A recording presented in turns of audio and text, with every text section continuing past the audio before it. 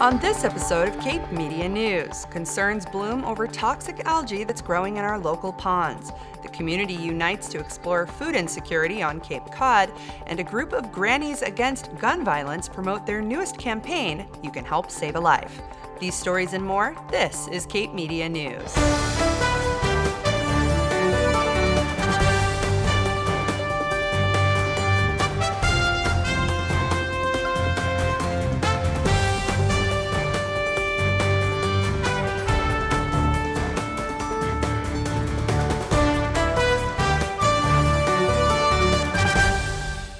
This is Cape Media News, your local authentic newscast for Cape Cod. I'm Gabrielle Rawson. Thank you for watching. Since March of 2019, businesses impacted by coronavirus and state shutdowns have struggled to stay afloat. To support small businesses, the Commonwealth of Massachusetts has announced a grant program of more than $50 million.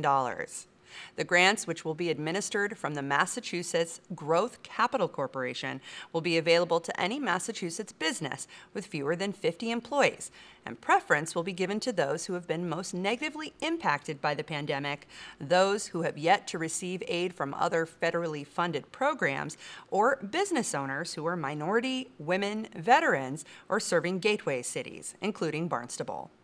The deadline to apply is November 12th. For more information, visit empoweringsmallbusinesses.org.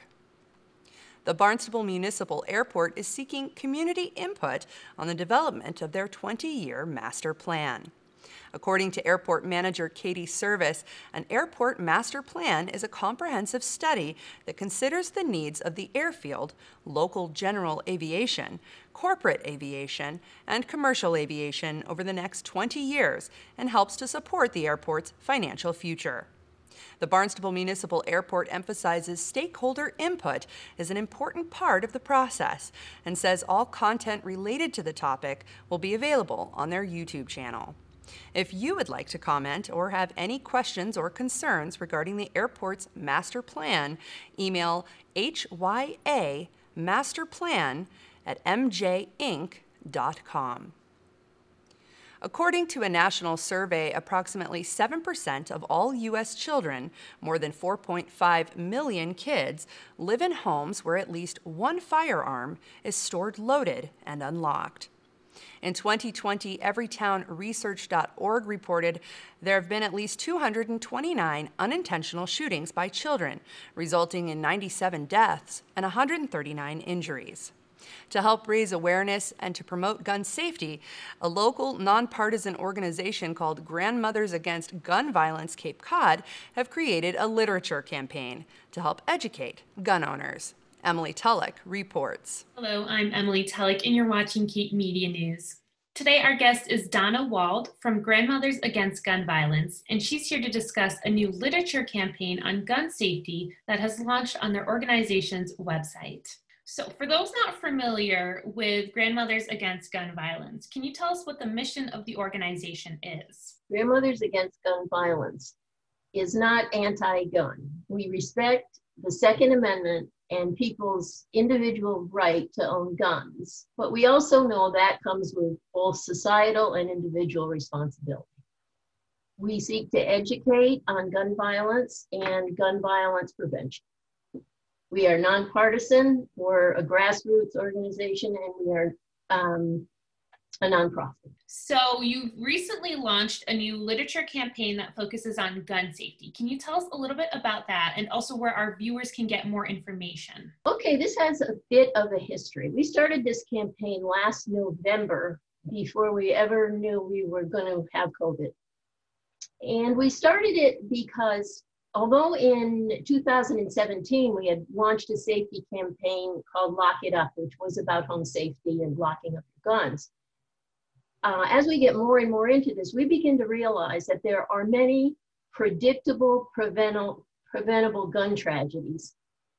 And so we wanted to create a community resource so that people could learn about what they are and where to go to get help for themselves or significant others or family members or anyone.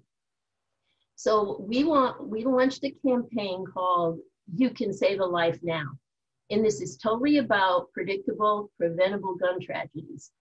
And it focuses on the area of safe gun storage at home, on domestic abuse, and on suicide prevention. Because those three areas, we could save an incredible amount of life in there if we would just pay attention to those three areas. So it's good for everybody. It's a really crisp, short brochure with resources, statistics, and for people that are new gun owners, it's vital that they understand what the risk is. And for people who might even be considering buying a gun, I would suggest reading this. How has the response been from local police departments and gun owners? Do you find that they're in favor of this literature, or have you been met with any resistance? Well, we started out with a tiered marketing plan. And then when COVID came, it made it even harder. So we started out with our best friends and allies, which are the police departments. When we did our Lock It Up in 2017, they were very helpful, and it's supported. In fact, you can still find that campaign in police stations around. So we went, I've been on a police station tour. So far we have signed up Yarmouth with Chief Frederickson, who's wonderful. Barnstable Police with Matthew Sonoban, and I just got back from Mashpee a few days ago with Scott Carline. So, and I have more police departments. I have 2 more appointments out there. So yeah, they're very, the police have always been about gun safety. So we're very excited about that. Our marketing campaign has also included libraries across Cape Cod, since they are a great source of information. We have libraries with us now up and down the Cape, which is amazing. We have mailed to churches. Our main obstacle there now is no one's open. So our main obstacle with this right now is that nobody's open. So we're trying to make contacts across the spectrum so that when people open, we can deliver this. And we will deliver it any way we have to if you want it. Well, thank you so much for joining us today, and best of luck to you on your literature campaign. Okay, could I leave you a web address where people can see it? Absolutely. Okay, it's Cape Cod GAG, that's GAG.org. And if you go there, you'll see in the top bar, the You Can Save a Life campaign, which will take you there, and you can contact us by Gmail for any way you might want to be involved. Thank you so much. Okay, well, stay safe out there. You too. Okay. For Cape Media News, I'm Emily Tellick.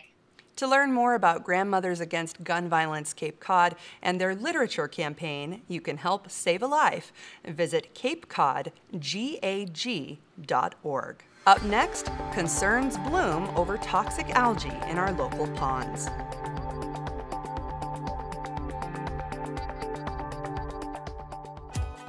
The world is talking about coronavirus, but it's hard to know what to listen to. We have answers to your questions like, who's most at risk for coronavirus? People over 65. People with underlying medical conditions like heart disease, chronic lung disease, asthma, diabetes. People undergoing cancer treatment, and people with weakened immune systems.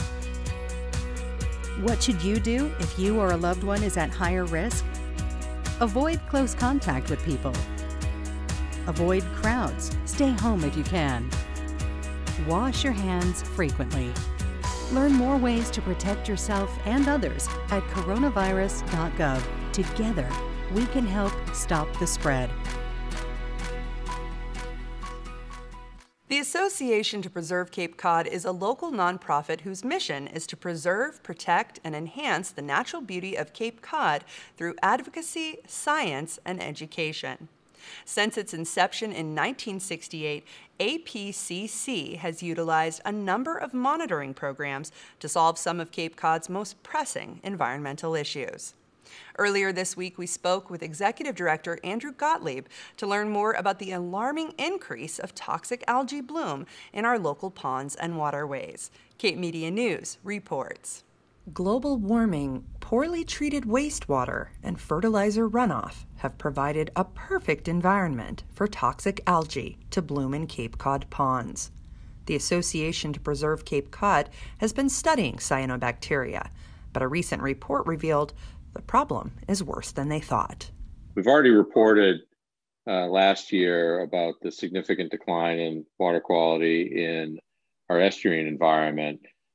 This year, our focus is a little bit more on the ponds because we were able to add into our assessment of ponds this year the impact of the presence of cyanobacteria blooms in a number of ponds, which we were monitoring for last year. And frankly, the news we found was not good. 40% of the ponds sampled had failing grades. We saw a significant increase in the number of ponds that had cyanobacteria blooms. We saw their arrival earlier in the year than we typically would expect. We've seen them throughout the summer and extending far later into the fall than one would have expected when we went into this initiative, and at much higher levels of concentration than we had hoped to see. So from all perspectives, cyanobacteria issue is emerging as one of the most significant ones facing water quality on Cape Cod. In a healthy body of water, cyanobacteria is naturally occurring and poses no risk. Grown out of proportion, it can generate a neurotoxin that's harmful to humans and animals. It's obviously the concern of humans, but it's also a significant concern with pets. To keep everyone safe, the Association to Preserve Cape Cod follows a strict set of reporting guidelines. One of the primary focuses of APCC's program is to identify the presence or absence of cyanobacteria, and where we find it present, provide a means for quick public notice. And so we provide daily updates on a map that we generate and keep update every day that shows the status of the ponds we're monitoring and whether they're acceptable for human contact or whether contact should be restricted. We also provide that information the day we get it to the municipality in which the ponds are located, because ultimately it's the town through their Board of Health and their general public health powers who have the ability and authority to place a use restriction on the pond. And our actions will have a big effect on what happens next. In the long term, the solution is way better and more sophisticated and effective wastewater treatment, just like we've seen in the marine side. In the short term, everything anybody can do, whether it's the town in managing stormwater runoff or individuals in managing their property, anything we can do to eliminate additional nutrient loads in excess of what is coming in through septic systems is something that will only benefit the ponds. It is not necessarily by itself a solution in the absence of long-term management of septic waste, but it's an important start. To learn more about cyanobacteria and the Association to Preserve Cape Cod's ongoing work, visit apcc.org. For Cape Media News, I'm Gabrielle Rawson. To learn more about cyanobacteria or to view the Association to Preserve Cape Cod's cyanobacteria monitoring map, visit apcc.org. Well, you might not believe it, but the film industry could be our state's ticket to economic stability.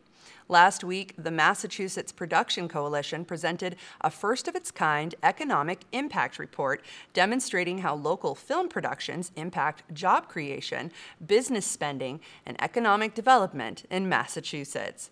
The virtual event was attended by workers, small business owners, legislators, and industry experts who discussed the importance of extending the Film and Television Incentive Program, a tax credit that encourages large-scale film productions to film in Massachusetts. We met with Chris O'Donnell, business manager of IATSE Local 481, to learn more. Cape Media News reports. Hi, I'm Gabrielle Rawson. I'm your host. You're watching Cape Media News. I'm here today with Chris O'Donnell, who's the business manager of IATSE Local 481, which is the International Alliance of Theatrical Stage Employees, Moving Picture Technicians, and Artists and Allied Crafts, representing more than 100,000 technicians and craftspeople who work behind the scenes in the entertainment industry in the United States and Canada. Welcome to the show, Chris. Thank you. So the Massachusetts Production Coalition held a virtual legislative briefing on Wednesday to discuss the economic impact of filming in our region, specifically citing the show Castle Rock, which brought millions of dollars to our area. Can you talk to us about the economic impact of that show? Sure. So we wanted to pick one production to really dig down and take a look at the expenditures in the state and the kind of impact that would have on the state and statewide impact it would have. And we chose Castle Rock Season 1 because Castle Rock Season 1, well, for two reasons. One was that it was the first episodic series that the state had seen produced in Massachusetts in over 25 years. And the other is that it was an example of the growing trend, which we have seen since then, of episodic series produced for streaming services, which has become a huge part of the production, television and film production industry in both in Massachusetts and nationally. So we had a firm in Cambridge do an economic impact study of that Season 1, which was in production for about a year between 2017. And what we found was the production spent about $42 million, and that the economic impact of that was for basically every dollar that production spent, they had an additional $64 in economic impact across the state. What the study also showed was that there were 210 cities and towns across the state, which is well more than half in the Commonwealth, that receive spending from the production either in payroll or in vendor spending to businesses. So that also confirmed what we knew about this program, which it really does have a very large impact, a big footprint. When you talk about the economic impact, you're talking about money that's spent in the region in restaurants, in hotels, I'm guessing even purchasing props and hiring actors and hiring craftsmen. What kind of economic impact has the program had on the Cape and Islands specifically? So there's been the program started in 2006, and I think there's been about 20 productions that have shot in the Cape and Islands in that period of time. One example is The Finest Hours, which was based in the South Shore, but did spend some time, I believe, in Chatham shooting. But they also sourced a lot of things on the Cape and Islands. So in that production, we know that the production bought goods and services from about 1,300 businesses in the state of Massachusetts. 140 of those businesses were actually in the Cape and Islands, because even if they only spent a week shooting in Chatham, there's a lot of economic activity that goes in prior to shooting. You've got, sometimes hundreds of people down there prepping a scene for weeks on end. They're going to local businesses, they're buying lumber, they're going to the hotels, they're going to the restaurants. So they start having a significant economic impact in that region. One of the goals of your virtual session was to highlight the importance of the film tax credit. Obviously, this is also one of the reasons that films would want to be filmed in our region. Tell us more about this credit, why it's vital, and when it's set to expire. So the film tax credit program, Massachusetts has one. There are probably, I'm guessing it's around 35 states have programs that provide for tax credits for film and television and streaming production. Massachusetts has a relatively competitive program. So we do attract a fair amount of production. And we also have great crews, we have great locations, and quite frankly, a lot of those producers and studios keep coming back because they want to come back and they want to produce more content here, and they have relationships with a lot of the vendors and a lot of the crew here in the state itself. So they want to come back and produce more. And, we compete with Georgia, New York, and Pittsburgh and other places that have those tax credits. If you don't have a tax credit program, you don't get the production, period. This program is set to expire at the end of 2022, which seems like a long way away. But in reality, because we've had so much production and so much of the content being produced right now, and quite frankly, there's a huge pent-up demand for that content right now because we've all been sitting at home for the last 7 to 8 months consuming it. There is those episodic series, which there seems to be more of, they want to plan 1, 2, 3 years in advance. I know a lot of legislators have signed on supporting the continuation of this credit. The law currently right now ends the program in 2022. Right. Sunsets in 2022. We're trying to get that sunset removed so the program just goes on forever. Yeah. We're still going to try to get that done in this legislative session. We're still going to try to get done possibly in the budget because they still don't have a budget for this fiscal year. So we're going to try to do it in that. And, I think, having people know who their state senators and know who their state rep is, because I think a lot of the reasons that so many of those legislators support the program in some way or another is because they hear from their constituents who work in the industry or who have family who work in it or who have businesses that are in it. And I really think that's critical in being able to, read the report and being able to articulate what it is that's so important about it, both personally for them, on a statewide basis. And I think I'm hoping that the next opportunity we have to kind of mobilize people to do that again is around the budget, which could happen fairly soon after the election. I want to thank you so much for being here. If people want to learn more, where can they access the economic impact report? It is, you can access it on the Massachusetts Production Coalition website. I believe there's a link to the report there. And I would encourage anybody to read it because it really does show the economic impact of one production. And, as I said in the briefing, that was one production of many that year. And they all have that level of impact. So I really do encourage people to read it. As of the taping of this show, more than 100 state legislators have co-sponsored legislation that would eliminate the sunset of the Film and Television Production Incentive Program. To learn more about Massachusetts Production Coalition or to view their economic impact report for yourself, visit massprodcoalition.org. That's MASSPROD coalition.org. Up next, food insecurity, the hidden epidemic.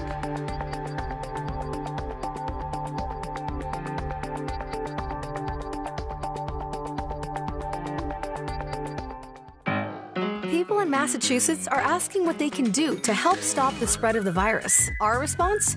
Answer the call. Hello? Thanks for calling. I've been worried. Thanks. Now I know what to do. Through what's called contact tracing, the MA COVID team will be reaching out to everyone who's tested positive for coronavirus or who has been exposed.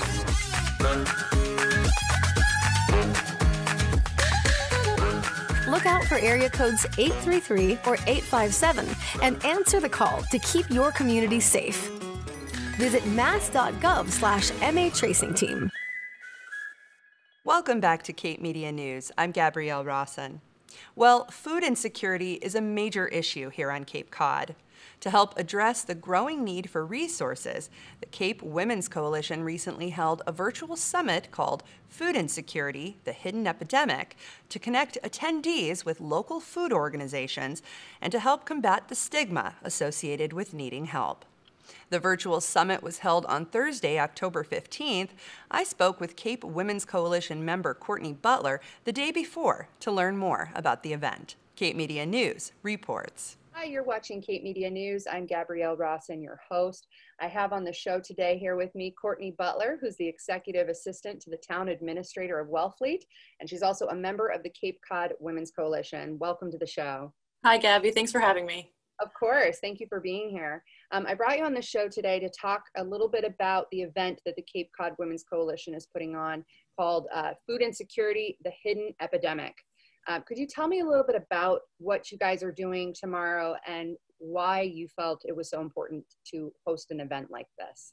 Sure. So we already know that on Cape Cod, housing is a main area of issue, and oftentimes housing insecurity and food insecurity do go hand in hand. So we've touched on housing a lot. We'll be touching on it again at another roundtable this year, but we're going to focus on food insecurity this time. And that has really been highlighted by COVID-19 and further expanded upon the issue of food insecurity on Cape Cod. So we want to highlight this hidden epidemic that we have while also exploring the different resources and showcasing those resources that exist and highlighting current programs for our viewers and our members and everyone on Cape Cod to know that there is support out there. So you guys have designed an online forum essentially with a variety of speakers. Can you tell me a little bit about who's going to be on this forum and perhaps a little bit about what they might be discussing? Sure, yeah. So the way it will work is that we'll have a panel of speakers as well as individual guests. And the panel is made up of speakers from various food resources. So we have Andrea Levinitz from the Outreach Coordinator who's from the Provincetown Council on Aging. So that's one area for our older population that we wanted to highlight was what Council on Aging are doing for their members. We also have the Cape Kid Meals Director, Tammy Leone, which has become, huge during the COVID-19 pandemic. We have Christine Menard, who's the Executive Director of the Family Pantry of Cape Cod and the co-chair of the Cape Cod Hunger Network. We have Marley Parita, the Safe Child Communities Collaboration Coordinator from the Cape Cod Children's Place, and Jenny Wheeler, who's the Executive Chef and Program Director of the Faith Family Kitchen and Cape Cod Council of Churches. So we're very excited to have all of these wonderful women who are doing so many great things to help people with food insecurity on the Cape. Who do you anticipate will participate in this beyond your speakers, and what do you hope your participants will learn from this session? So, yeah, we're certainly aware that this is a big topic. We already know that we're going to have far more participants than we've had so far in any of these roundtables we've held via Zoom. So it's obviously very important to many people on the Cape. And I think that we'll expect to see some attendance from parents and grandparents who are providing for children, or parents who are providing for their older parents, from young families. I think we'll hear and see possibly some educators on the Cape who want to learn about resources for their students. And I hope that we'll see, people who maybe never really thought that they were food insecure show up and learn about all the resources that are available to help them, because the main goal of this roundtable is to really break down that stigma of being food insecure. And so we hope that we'll get a lot of attendees who have maybe been nervous to accept that they are food insecure and will come find resources to help them. For anyone who misses the session, how can they learn more? Will they be able to view the session later? Is there a contact that they can reach to learn more about how to find help or learn about the things that you guys discuss? Yeah, so the Cape Women's Coalition website will have the full recording on after we've hosted the roundtable event. And all of the resources will also be listed there. And the Cape Women's Coalition also has a Facebook page that's very active, and we respond to messages on that all the time. So if there's any resources that people are still looking to find and they can't find them, please don't hesitate to ask the Cape Women's Coalition. For a list of resources or to watch the virtual summit, Food Insecurity, the Hidden Epidemic, visit CapeWomen'sCoalition.com.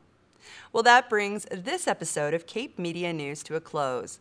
Please follow us on Facebook, YouTube, and Instagram. And thank you so much for watching. We'll be back next time with a brand new episode. With Cape Media News, I'm Gabrielle Rawson.